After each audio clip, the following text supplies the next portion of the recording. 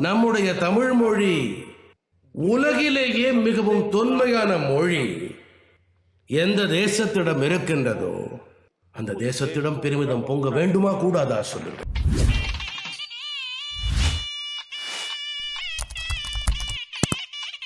செம்மொழி வலையொலி YouTube channel. இந்த சேனலின் மூலமாக, அந்த வலையொலியின் மூலமாக பல்வேறு தகவல்களை தினந்தோறும் நாங்கள் வழங்கி கொண்டிருக்கக்கூடிய அந்த நிலையில் சிலப்பதிகாரம் என்ற தலைப்பில் ஒவ்வொரு பகுதியாக வழங்கக்கூடிய அந்த தொகுப்பை முழுமையாக கண்டு பார்க்கலாம்.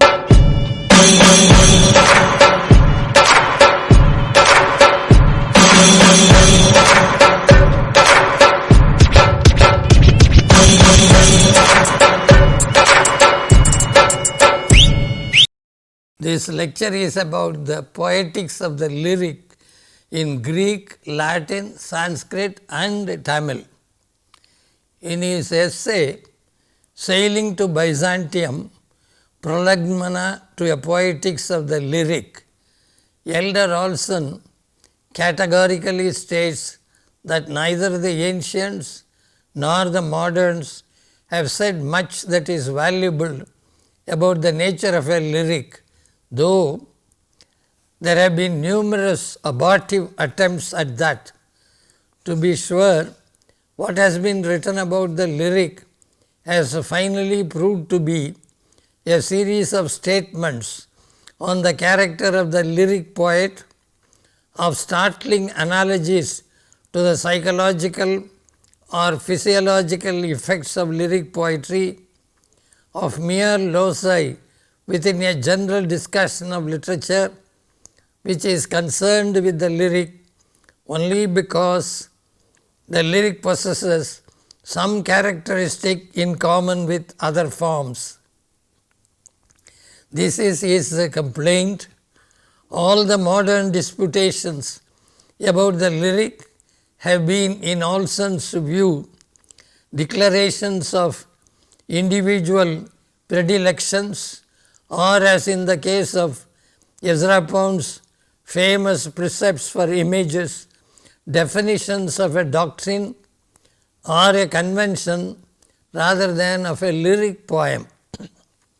He therefore takes it upon himself to discover some index as to how eventually a poetics of the lyric might be arrived at.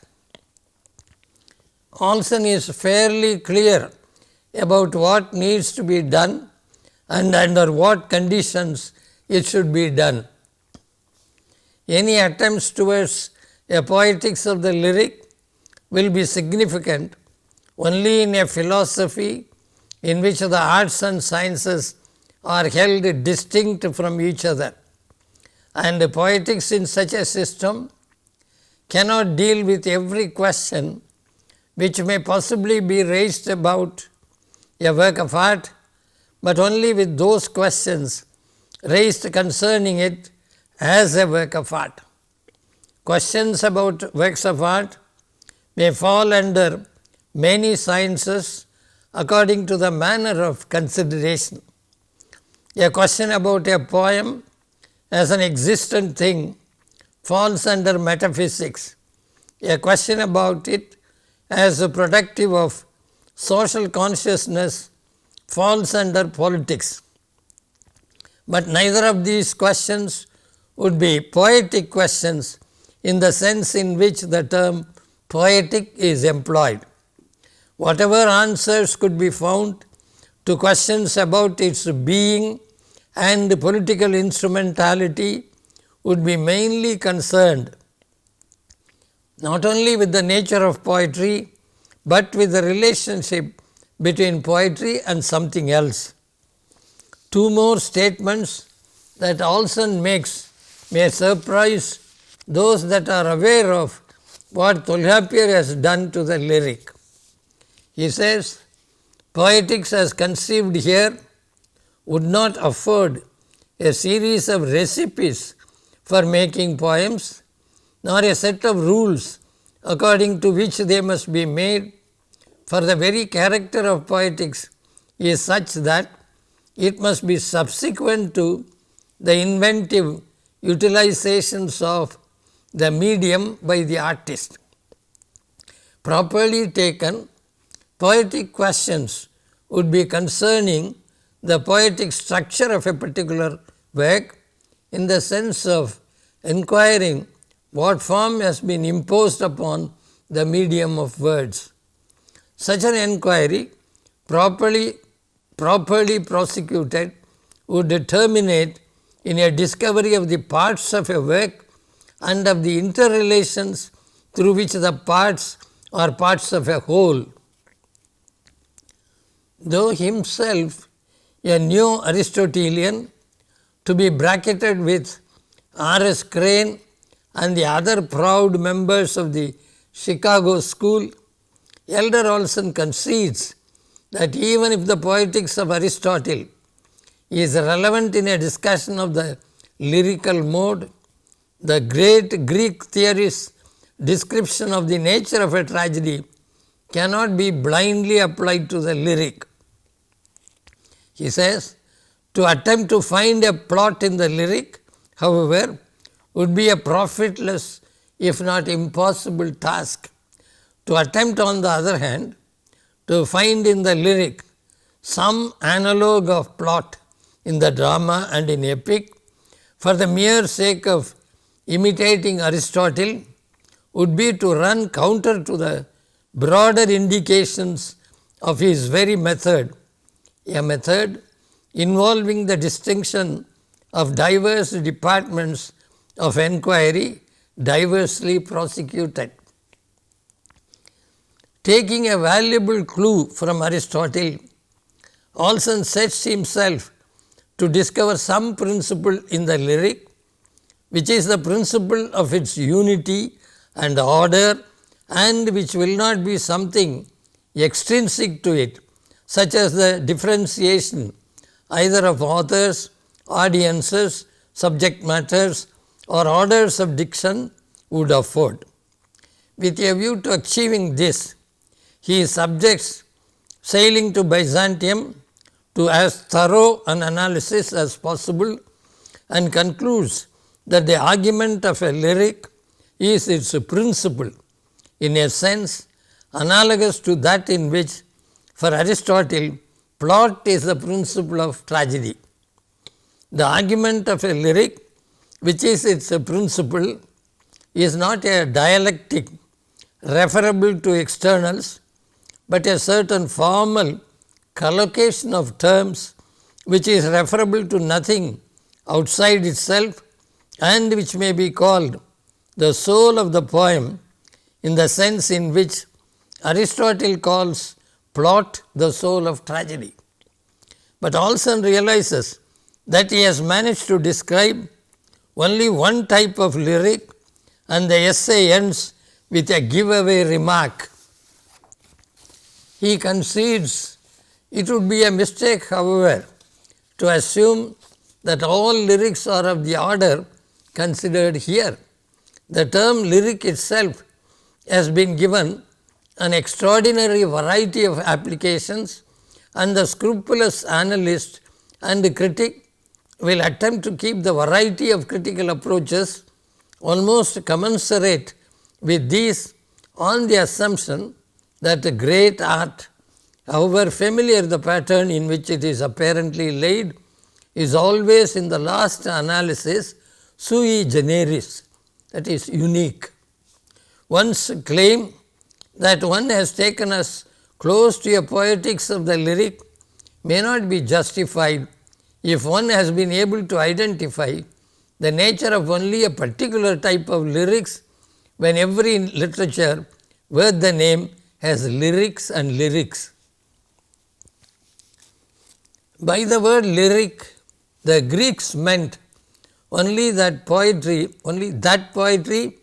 that was sung to the accompaniment of the lyre.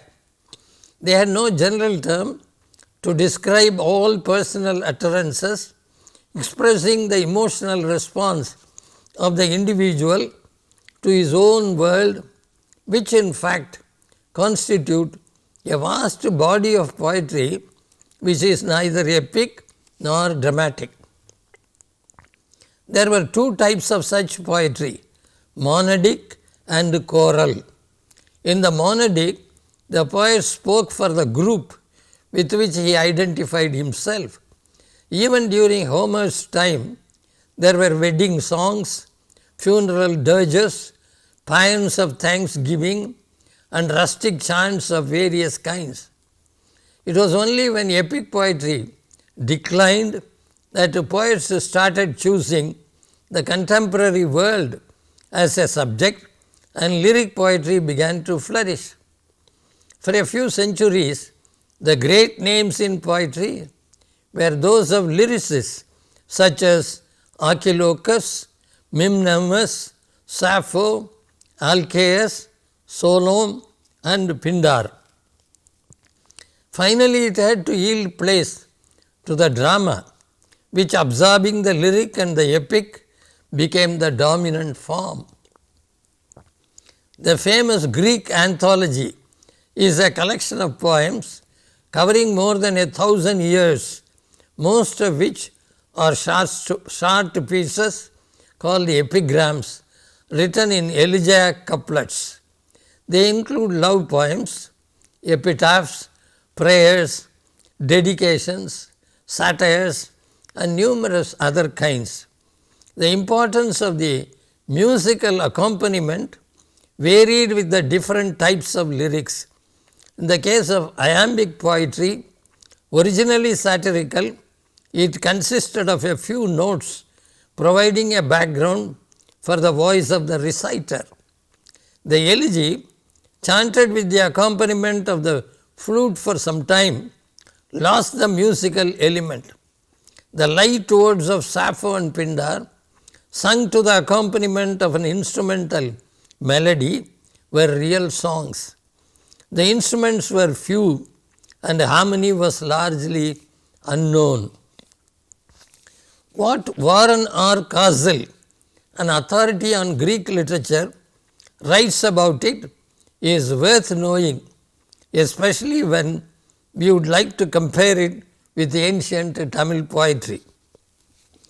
This critic says, characteristic of nearly all Greek poetry is a kind of simplicity, sometimes resulting partly from a tendency to treat subjects of universal interest only, and partly from a tendency to treat all subjects in general rather than in particular terms.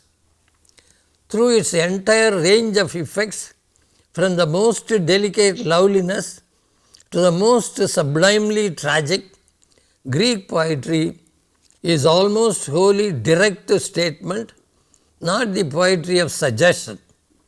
Further, it does not attempt to communicate private or unique experience. Probably the two most celebrated lyric poets of antiquity were Sappho in monody and Pindar in choral lyric. The Greeks called Sappho the 10th muse and ranked her equal to Homer. Love was the subject of all her poems. Her method is direct and piercing. Her art is an exquisite combination of simplicity, grace, and passion. The poems of Pindar are mostly about horse races and wrestling matches. He was the supreme voice of aristocracy, a thoroughgoing blue blood. He believed that the quality of arete, which we loosely translate as virtue, or more exactly as excellence, was the exclusive property of the nobility. And by the best, he meant the landed nobility, who alone possessed virtue according to him. He had nothing of what we call social consciousness. In comparison with what the Greeks have achieved in the dramatic form, their output of lyric poetry is meagre. But what is extremely disappointing is their theory of poetry. Plato believed that the poet is probably possessed by a madness and not in control of himself when he writes. Plato says, for all good poets, epic as well as lyric, compose their beautiful poems not by art, but because they are inspired and possessed. And as the Corybantian revelers, when they dance, are not in their right mind, so the lyric poets are not in their right mind when they are composing their beautiful strains. But when falling under the power of music and meter, they are inspired and possessed. Like Bacchic maidens who draw milk and honey from the rivers when they are under the influence of Dionysus, but not when they are in their right mind. This is Plato's view of poetry. Since men may be misled by the poet's lies, Plato banishes the poet from the ideal republic. And this is the reason he gives. And so if the tragic poet is an imitator, he too is thrice removed from the thing and from the truth. And so are all other imitators. Then the imitator is a long way off the truth and can reproduce all things because he lightly touches on a small part of them and that part an image. Then must we not infer that all these poetical individuals, beginning with Homer, are only imitators according to Plato. They are only imitators who copy images of virtue and the other themes of their poetry, but have no contact with the truth. Aristotle is universally praised as the first critic to attempt a systematic discussion of literary forms, but his Poetics, which makes a profound analysis of the nature and function of tragic drama, has very little on the lyric.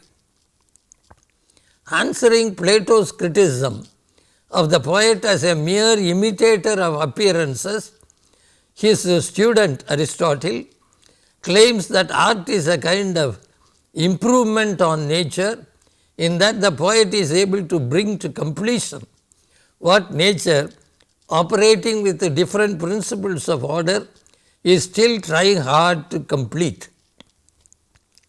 Aristotle says, epic poetry and tragedy, comedy also, and dithyrambic poetry, and the music of the flute and of the lyre, in most of their forms, are all in their general conception modes of imitation.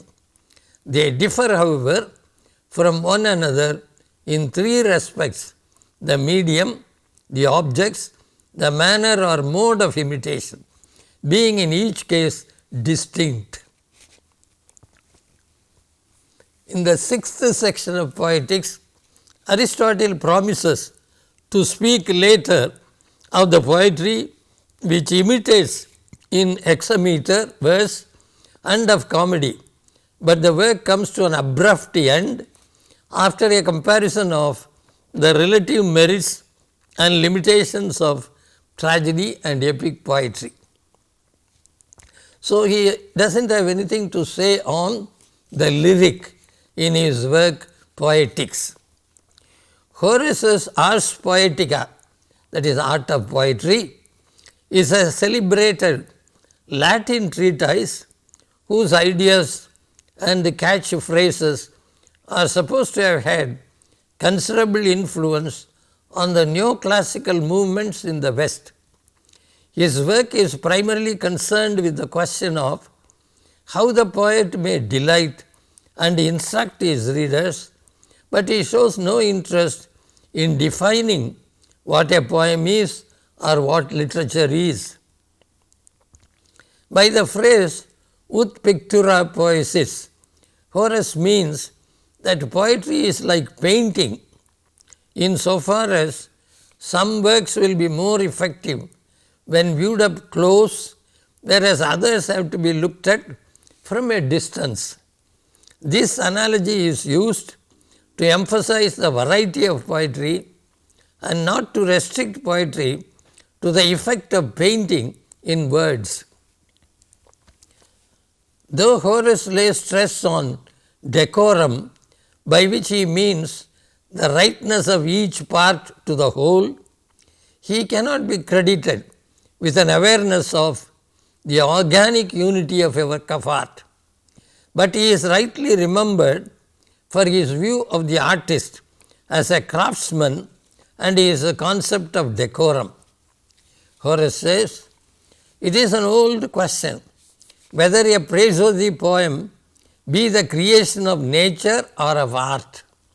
For my part," he says, "I do not see what study can do without a rich vein of native gift, nor what the native gift can do without culture. So much does each ask of the other and swear eternal alliance with it. He whose ambition is to reach the wished for goal of the race course has borne much and done much in his boyhood, has sweated and shivered, has denied himself love and wine. The pipe player who is chosen to play the Pythian piece has learnt his lesson some time ago under the fear of a master." In his concept of the sublime, Longinus attempts to balance inspiration and rhetorical mastery. He describes various rhetorical devices, but is not merely interested in persuasion. A poet would do well to learn all rhetorical devices as well as to imitate and emulate great writers who had great souls. It is good to master the art of ordering of the parts of a whole, but it is praiseworthy to aim at achieving sublimity, according to Longinus, which flashing forth at the right moment scatters everything before it like a thunderbolt. The artist, on the other hand, should be wary of a pompous, false sublimity. So, defining this concept of sublimity, he says, "All who aim at elevation are so anxious to escape the reproach of being weak and dry that they are carried as by some strange law of nature into the opposite extreme. They put their trust in the maxim that failure in a great attempt is at least a noble error, but evil are the swellings both in the body and in diction which are inflated and unreal and threaten us with the reverse of our aim. For nothing, say they, is drier than a man who has the dropsy." While timidity desires to transcend the limits of the sublime, the defect which is termed boyishness is the direct antithesis of elevation, for it is utterly low and mean, and in real truth the most ignoble vice of style. A third and closely allied kind of defect in matters of passion is that which Theodorus used to call parentharsis. By this is meant unreasonable and empty passion, where no passion is required, or immoderate, where moderation is needed. This is how Longinus defines sublimity. Though Longinus does not define sublimity clearly in simple terms, he identifies 5 principal resources of elevated languages: power of forming great conceptions, vehement and inspired passion, the due formation of figures of speech, noble diction, and a dignified and elevated composition.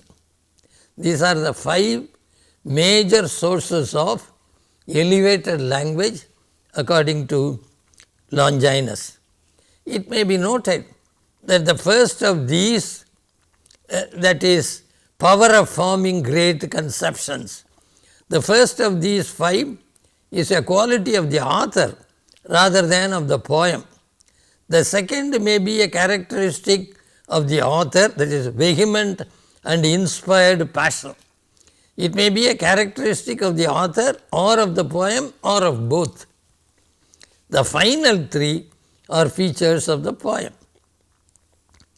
that is, due formation of figures of speech, noble diction and elevated composition.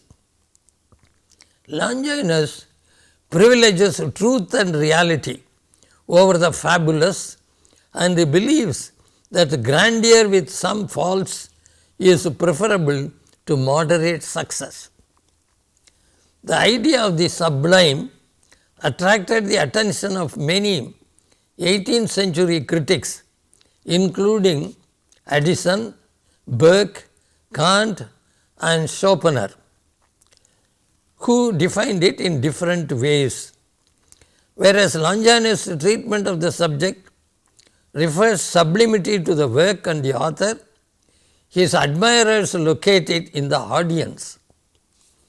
Unlike Greek and Latin, Sanskrit has numerous polemical treatises written over a long period of time on many issues relating to drama and poetry. In Sanskrit also, as in Greek and Latin, there is no single dispassionate work that deals with the lyric comprehensively. Bharata's Natya Shastra states the theory of rasa in all its ramifications. The following are listed as the 8 sentiments recognized in drama: erotic, that is Sringara; comic, Hasya; pathetic, Karuna; furious, Raudra; heroic, Veera; terrible, Bhayanaka; odious, Bibhatsa; and marvelous, Adbhuta. Rasa is defined in an aphorism by Bharata. Vibhavas or causes are main springs of emotion, the characters in a drama that excite our feelings. Setting, spring, garden, fragrance, moonlight. Anubhavas, according to him, are the effects of emotions that develop the main sentiment, such as anxiety, anger, depression, through which love, which is the main emotion, is expressed.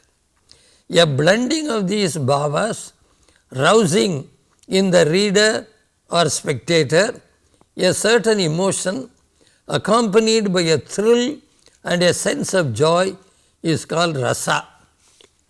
The dominant states, sthayi bhavas, are known to be love, mirth, sorrow, anger, energy, terror, disgust and astonishment, while the 33 transitory states, which are called vyabhichari bhavas, are designated as discouragement, weakness, apprehension, envy, intoxication, weariness, indolence, depression, anxiety, distraction, recollection, contentment, shame, inconstancy, joy, agitation, stupor, arrogance, despair, impatience, sleep, epilepsy, dreaming, awakening, indignation, dissimulation, cruelty,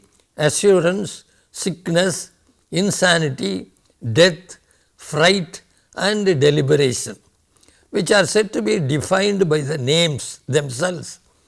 An additional list of 8 temperamental states, that is Sattvika Bhava, includes paralysis, perspiration, horripilation, change of voice, trembling, change of color, weeping and fainting. The practice of representation, that is dharmi, in a dramatic performance is twofold, realistic and conventional. No meaning proceeds from speech without any kind of sentiment. The sentiment is produced from a combination of determinants, consequents and transitory states. Rasa is so called because it is capable of being tasted. Just as well disposed persons, while eating food cooked with many kinds of spices, enjoy its states and are gratified, so do cultured people taste the dominant states when they see them represented by words, gestures and temperament, and derive pleasure and satisfaction.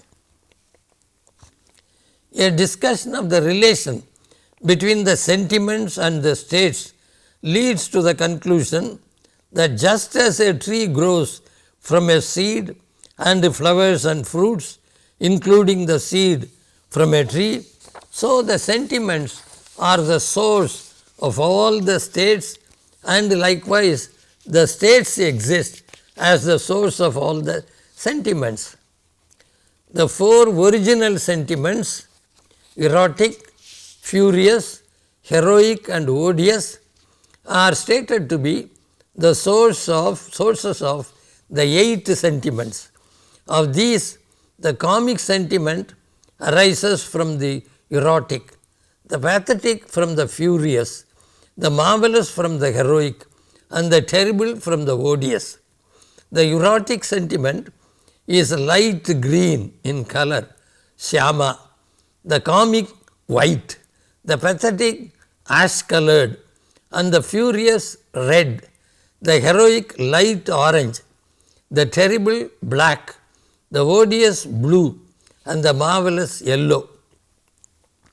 Vishnu is the presiding deity of the erotic, Pramathas of the comic, Rudra of the furious, Yama of the pathetic, Shiva of the odious, Yama of the terrible, Indra of the heroic, and Brahman of the marvelous. The erotic sentiment proceeds from the dominant state of love and has as its basis a bright attire. The comic sentiment has as its basis the dominant emotion of laughter and is created by determinants such as showing unseemly dress or ornament, impudence, greediness, quarrel, defective limb, use of irrelevant words, mentioning of different faults and similar other things. The pathetic sentiment arises from the dominant state of sorrow and grows from determinants such as affliction under a curse, separation from dear ones, loss of wealth, death, captivity, flight from one's own place, dangerous accidents or any other misfortune. The furious sentiment has as its basis the dominant state of anger, owes its origin to Rakshasas, Danavas and haughty men, and is caused by fights. It is created by determinants such as anger, rape, abuse, insult, untrue allegation, exorcising, threatening, revenge, jealousy and the like. The heroic sentiment relating to the superior type of person has energy as its basis and is created by determinants such as presence of mind, perseverance, diplomacy, discipline, military strength, aggressiveness, reputation of might, influence and the like. The terrible sentiment has as its basis the dominant state of fear and is created by determinants such as noise, sight of ghosts, panic and anxiety due to the untimely cry of jackals and owls, staying in an empty house or forest, sight of death or captivity of dear ones, or news of it, or discussion about it. The odious sentiment has as its basis the dominant state of disgust and is created by determinants such as hearing of unpleasant, offensive, impure and harmful things, or seeing them or discussing them. The marvelous sentiment has as its basis the dominant state of astonishment and is created by determinants such as sight of heavenly beings or events, attainment of desired objects, entrance into a superior mansion, temple, audience hall, a 7-storied palace, and illusory and magical arts. As the main concern of Natya Shastra, Bharada's Natya Shastra is dramaturgy in its varied aspects, it shows little interest in the basic concepts of poetics. Bhamaha is one of the early Sanskrit aestheticians who set out to formulate certain rules relating to alamkara or beauty in kavya. In his view, anyone attempting a kavya should master grammar, the science of meter, the nature of words as conveying primary and secondary sense, meanings of words, the stories in Itihasas, the ways of the world, logic and the arts. No faulty word should be spoken by a poet, for being a bad author is nothing less than death. While some maintain that figures of speech like Rupaka alone constitute a kavya's ornaments, others contend that they are external, since the proper disposition of nouns and verbs constitutes the real ornaments of speech. Making a clear distinction between beauty of language or phonetic sounds and beauty of thought, Bhamaha is prepared to accept both. Word and meaning taken together constitute kavya, which is of two kinds, prose and verse, further distinguishable into Sanskrit, Prakrit and dialect. Including dramas and grammar under the category of kavya, he advocates a fourfold classification: real narratives of gods, stories put together, that is fiction, facts relating to arts and those relating to the sciences. Kavyas may be further divided into 5 groups according to him: those that are built by divisions called sargas, those that should be acted or exhibited on the stage, akyayikas, kathas and unconnected compositions. Akyayika is a prose composition treating of an elevated subject matter and characterized by agreeable words, meaning and style in harmony with the context. And it is divided into parts called uchvasas. Katha is acceptable if composed in Sanskrit or in a dialect. The history of the hero is narrated in it not by others but by himself. Anibadha, that is unconnected compositions, consist only in gathas and verses. All compositions from the shortest muktaka to the longest mahakavya become commendable if characterized by indirect or disguised statement, which is called vakrokti. Rejecting the distinction between Vaidarbha and Gaudiya dictions, Bhamaha states that there is no separate thing as Vaidarbhi. This nomenclature, according to him, is due to unintelligent people following blindly the lead of others. If a composition is devoid of suggestion or cleverness of statement, but is merely clear, smooth and elegant. It differs merely as music does by being pleasant to the ear. It is with utter contempt that he rejects the so-called gunas or qualities like lucidity, naturalism and tenderness associated with Vaidarbha Marga, because he does not accept poetry anything devoid of profound meaning and artistic turn of expression. Even Gaudiya is acceptable as superior poetry if it possesses artistic beauty and elevated thought and is free from obscurity. Giving suitable illustrative examples, Bhamaha describes the 10 conventional doshas or flaws in poetry. This list includes what is called ayuktimat, by which he means the employment of clouds, winds, the moon, the bee, Haritha, a bird of that name, Chakravaka, another bird, and the parrot as messengers. Bhamaha asks, how can those that cannot speak and those that are of indistinct utterance, going to distant places, perform their function as messengers? Such descriptions do not fit in with reason. That is what he says. This is against Dudu poetry. Sending these as messengers, he is against it.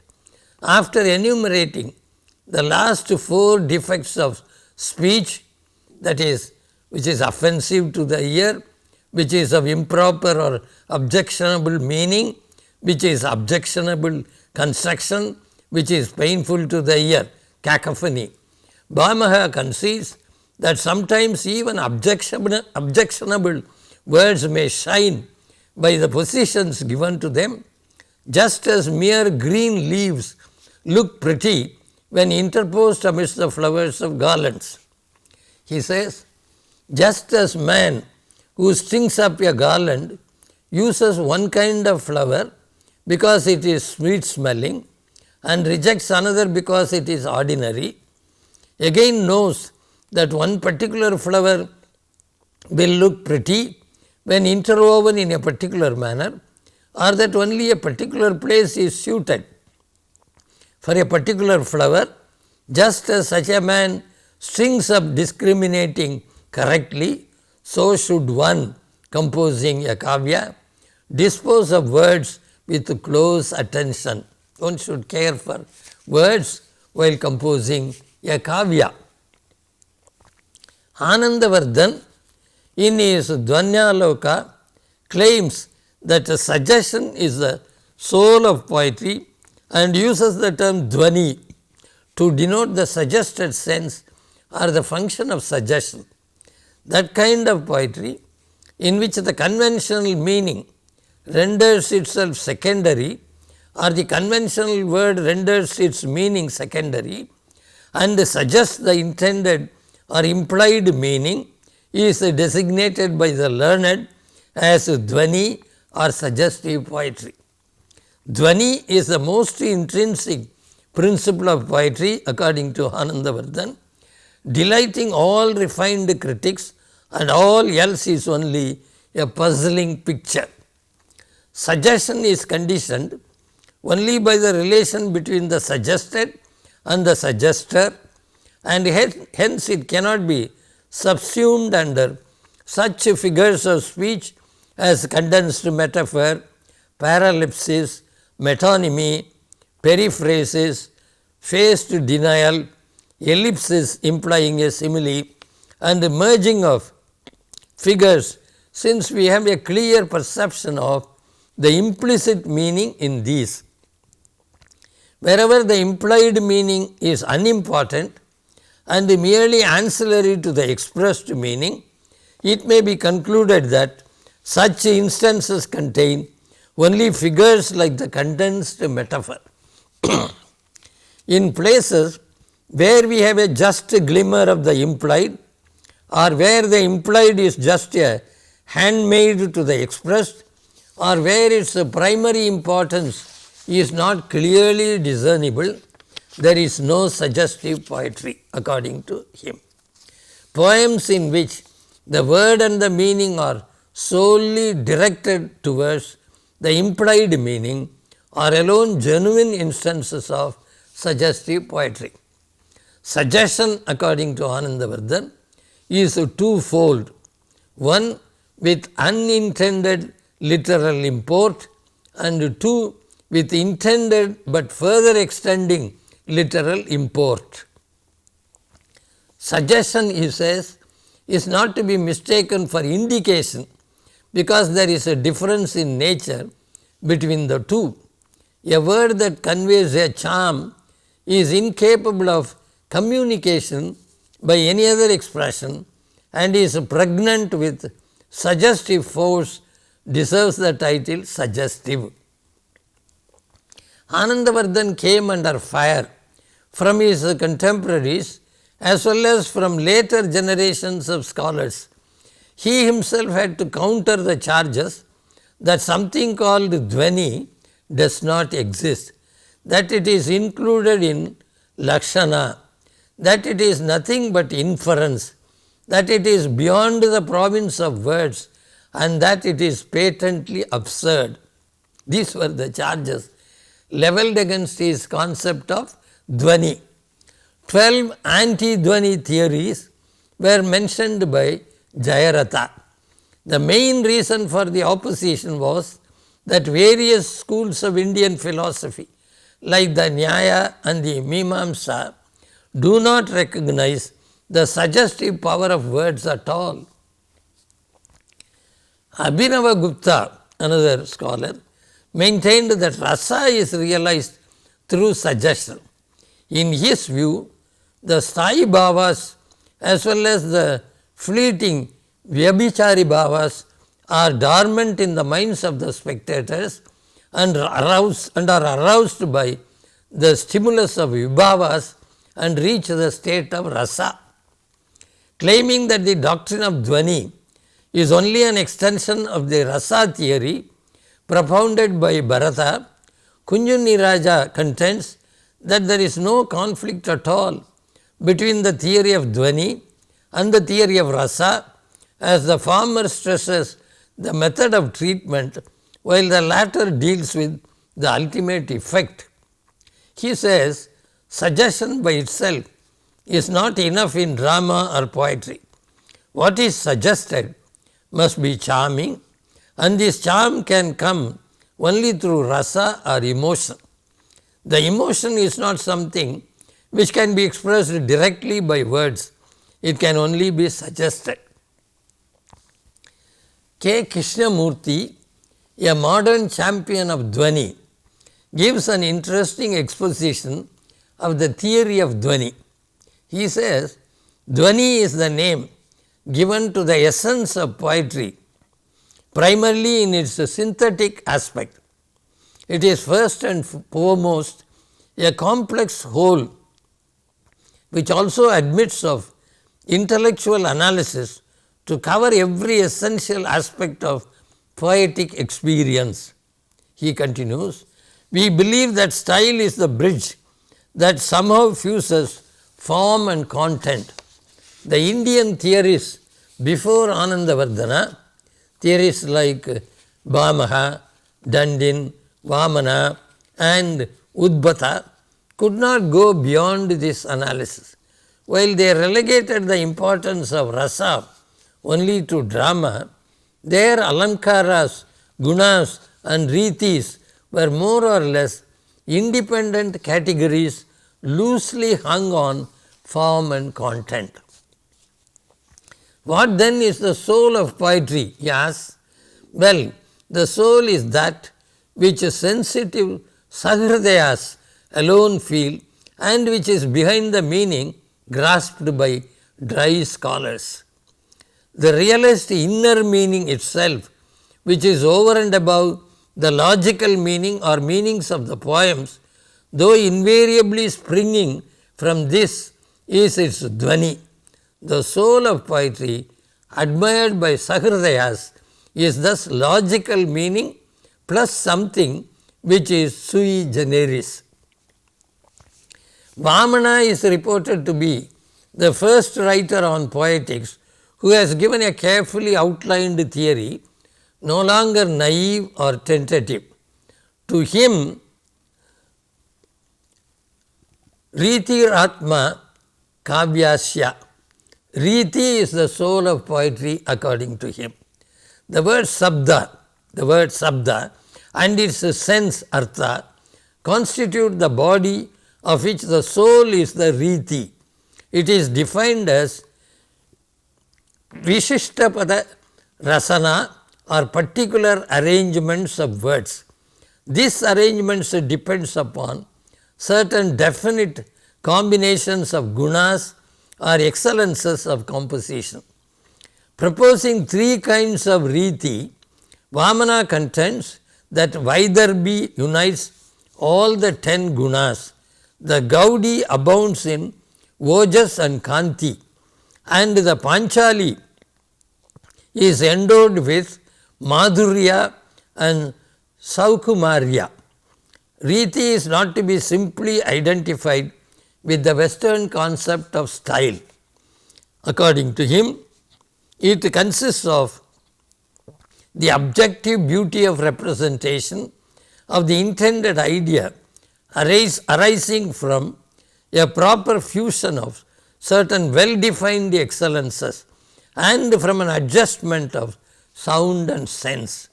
The outward expression should be in accordance with the inward sense. Vamana categorically states that the gunas are essential for they constitute the riti.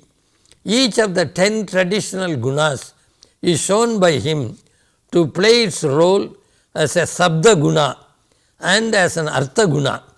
Sabda gunas, according to him, are ojas or compactness of word structure, prasada or laxity of structure, slesha or coalescence of words resulting in smoothness, samata or homogeneity of manner, samadhi or symmetry due to orderly ascent and descent, that is when the heightening effect is toned down by softening effect and vice versa, madhurya or distinctness of words due to absence of long compounds, saukumarya or freedom from harshness, udarata or liveliness in which the words seem as if they are dancing, artha vyakti or explicitness of words whereby the meaning is easily apprehended, kanti or brilliance, that is richness of words. And he defines artha gunas also in the same manner. To Vamana, alankara, that is poetic figures, are only elements of secondary importance. What is of great importance is the presence of charm or beauty. Alankara in its broad sense of saundarya, which is not specifically defined by him. The gunas being characteristics which create the charm of poetry are essential to it, whereas alankaras are only ornaments that may enhance the charm already produced. The gunas are nitya, that is permanent, while the alankaras are anitya, for there can be beauty even in the absence of figures of speech. Since drama was considered by Vamana the best form of composition, from which other forms of poetry proceed, he included rasa as one of the essential characteristics when he defined Kanti as an artha guna. The Riti system was ultimately discarded by leading Sanskrit aestheticians on the grounds that it comprehended poetry only from the formal point of view, not providing any deep insight into its inner nature, that made invidious and useless distinctions between the Vaidarbhi, Gaudi and other kinds of diction, and that its minute differentiation and endless multiplication of the gunas served no purpose. Kuntaka in his Vakrokti Jivita, that is the name of his book, sets out to establish the idea of Vaichitriya, which in his view causes extraordinary disinterested charm in poetry. He maintains that Vakrokti, which is essential in poetry, is to be taken as a kind of Vichitra Abhida, striking denotation, so that the Vakratva or Vakra underlying it becomes synonymous with Vaichitriya or Vichitra Bhava. The Vakra Kavi Vyapara or Kavi Vyapara Vakratva is the ultimate source of poetry according to him. The ultimate test of the Vaichitriya in poetry is the appreciation of Sahridaya or the ablest reader. Any composition involving mere natural description is unacceptable to Kuntaka, for a plain description of the Swabhava does not have the necessary strikingness. He firmly believes that since Vakrokti constitutes the only possible embellishment or alankara of poetry, all poetic figures are but different aspects of Vakrokti. Though he admits that Vakratva may be of infinite kinds, he lists a few important varieties. All Sabda Alankaras are included under Varna Vinyasa Vakrata. All the beautiful grammatical affixes and terminations are included under Pada Purvartha and Pada Parartha Vakrata. All Arthalankaras, Margas, Gunas and Rasadi under Vakya Vakrata. All beautiful constructions of plots, descriptions, innovations, characterizations and the propriety of rasa, sandhis as under Prakarana Vakrata, and the beauty of the entire work and the dominant rasa under Prabandha Vakrata. In Kuntaka's concept of Vakrokti, each variety of Vakrata is inclusive of Vastu, Alankara and Rasa, Guna and Riti. Kuntaka's idea of Rasa as Alankarya is praised by Krishnamurti as the former's epoch-making contribution to literary theory. With regard to the role of Rasa, even Anandavardhan is not able to take a definite stand in his Dvanyaloka. Does Rasa mean something objectified or embodied in words and meanings of poems, or is it some aesthetic experience felt by the reader? Anandavardhana takes it to mean the reader's aesthetic experience more than once, but he admits the possibility of rasa being regarded as kavyartha, and there are occasions when he credits the poet also with rasa avesa. It is in Kuntaka's analysis that Anandavardhana's idea of rasavad alankara ceases to be self-contradictory. It becomes the name of any figure of speech like the simile or metaphor which heightens the rasa intended by the poet. The material embodied by a poet is alankarya. The whole of it can be brought under the heads of vastu and rasadi, the former denoting the objective theme and the latter the subjective elements. Both the vastu and rasadi are made striking by the use of alankara, guna and others. In Kuntaka's perception, if what is to be expressed is vastu and rasa, how it is expressed is vakrokti and alankara. But as S.K. Day observes, though Kuntaka's work is of historical importance, his theory of Vakrokti never appears to have received liberal recognition in the hands of later theorists. Kuntaka was apparently fighting on behalf of a cause already doomed. A close study of Sanskrit poetics like this would reveal that there have been attempts at defining poetry in terms of rasa or dvani or alankara, guna or riti or vakrokti.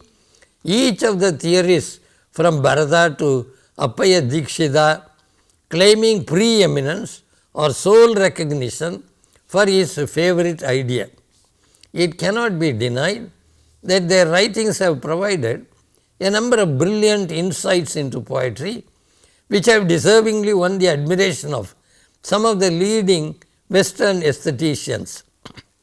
But at the same time, it has to be conceded that their endless debates and hair splittings down the centuries have not led to a holistic view of the poem as a work of art or of the poetic process, not to speak of the name and nature of a lyric. It is the chief glory of Tamil poetics that it alone has been able to fully identify the salient features of a poem, emphasizing the importance of the whole and the interdependence of its parts. The theory of poetry, as expounded in Tolgapiyam's Puruladhigaram, witnesses to their success in unraveling the so-called mystery of poetic process and in pinpointing the essential elements of a poem, besides cultivating their language as an extremely suitable medium of poetry. According to Tolgapiyar, the limbs of a poem are the alphabetical sounds எழுத்து, their duration மாத்திரை, their knitting together into syllable asai, the various permutations and combinations of these syllables as feet seer, the varied integrations of these feet into lines adi, the caesura, the coincidence with the metrical and grammatical pause yapu, the lexical tradition marabu, the basic poetic intonations or fundamental poetic tunes tuku, the innumerable garland-like patterns of the metrical weldings such as assonance and rhyme thodai, the import or purport of the verse controlling and vivifying all these parts so as to make them expressive of the self-same purport, that is noku, the basic verse patterns as so many permanent and natural sound configurations of the idiom of the language, which is pa, the length or dimensions alavu, the harking back to the ideal behavior patterns of an ennobling humanity, which is thinai, their varying main currents of activity, which is kaihold, the speaker whose expression the poem is, that is kutru, the person to whom the poem is addressed, ketpor, the place, kalan, the time of the poem, kalam, the resulting effect of the purpose of the verse, payan, the sentiment or emotion bubbling forth there, meipadu, the elliptical construction or the yearning after completion of the sense at every stage of its progress, yacham, the context making the meaning, munnam, the underlying universality, purul, the ford in the poetic current where the particularity enters into the flow of poetry or the particularity of the poetic aspect of the verse, which is thurai, the great linkings or the retrospective and prospective constructions, which is matu, the color of the rhythm of the verse, which is vannam, the eightfold poetical facades, which is vanappu. It is to be noted here that the Tamils, long before Coleridge, could conceive of a poem as an organic whole. Since these 27 are called Urupus, members, limbs by Tolyapir, T.P. Meenakshi Sundaran rightly observes, looking deeper into this enumeration, one finds therein the organic theory of poetry taking shape and form. There is the age-long Tamil simile that verse is like the living body of a man. The sound and meaning together form one united whole. The bone, the marrow, the hair, the tooth, the mucus and their varieties of cells make up the body of man. One has to add to these the various mental conditions and other vital constituents of life, known and unknown. In short, all the physical, the chemical, the biological, the psychical and the spiritual hierarchies rising as tiers one over the other, but all woven into a beautiful unity by nature. All these go to make up the personality of man. Everything there subserves the higher purpose of this personality and finds a significance and meaning therein. Even a change in a tiny invisible cell, for instance, of a gland affects the pattern, though the organism may continue to live. So do the various parts of the verse go to make up its individual specific pattern and life. So this is the concept of a poem as an organic whole, which the Tamils could conceive of long ago. The concept of poetry, as expounded in Tolyapir's Purudadigaram, would on close analysis justify the claim that the ancient Tamils had a poetics of the lyric, which Elder Olson was looking for but could not find in the well-known languages of the world. Thank you.